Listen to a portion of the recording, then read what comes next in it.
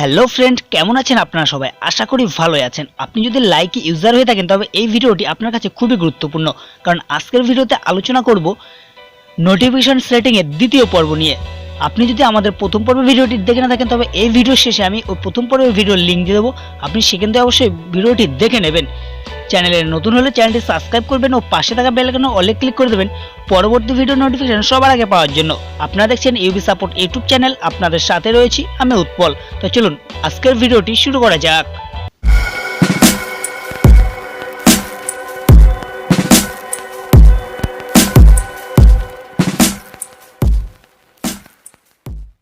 এরপর যে comments like, অর্থাৎ আপনার যে ভিডিও আছে সেই ভিডিওতে আপনি কমেন্ট করুক বা আদার্স কেউ কমেন্ট করুক, সেই কমেন্টে কেউ যদি লাইক করে সঙ্গে সঙ্গে আপনাকে কি নোটিফিকেশন জানিয়ে দেওয়া হবে। আপনি যদি মনে করেন যে না সেই নোটিফিকেশন তাও দেখতে চান না, তবে অবশ্যই এটাকে অফ করে দেবেন।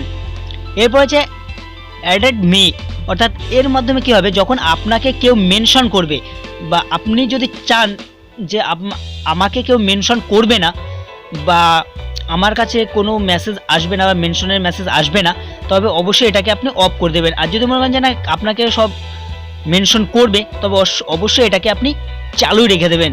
এরপর আছে কি ডুয়েট, আপনি যে ভিডিওটি করছেন সে ভিডিওটি যদি কেউ ডুয়েট না করতে চায় তবে অবশ্যই এটাকে অফ করে দেবেন। তার জন্য এই টাচ করলে অফ হয়ে যাবে। আর যদি মনে করেন যে না ডুয়েট করবে, তাহলে অবশ্যই এটাকে অন করে রাখবেন।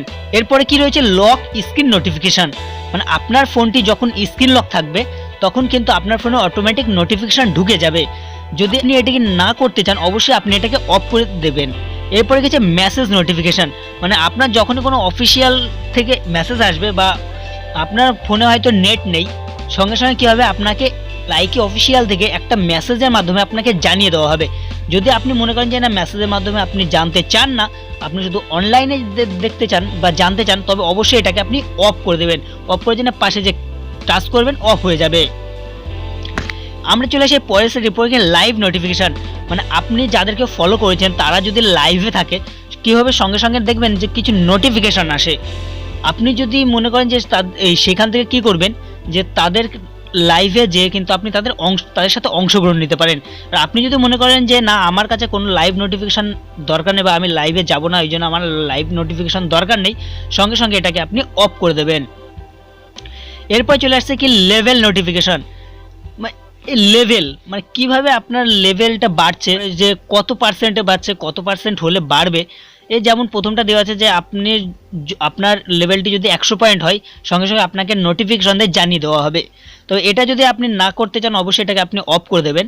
এরপর হচ্ছে লেভেল আপ নোটিফিকেশান, মানে যখনই আপনার লেভেলটা এক লেভেল থেকে আরেক লেভেলে পরিবর্তন হবে সেই সময় কি আপনাকে নোটিফিকেশন দিয়ে জানিয়ে দেওয়া হবে। আপনি যদি এটাও না চান তবে অবশ্যই এটাকে আপনি অফ করে দেবেন।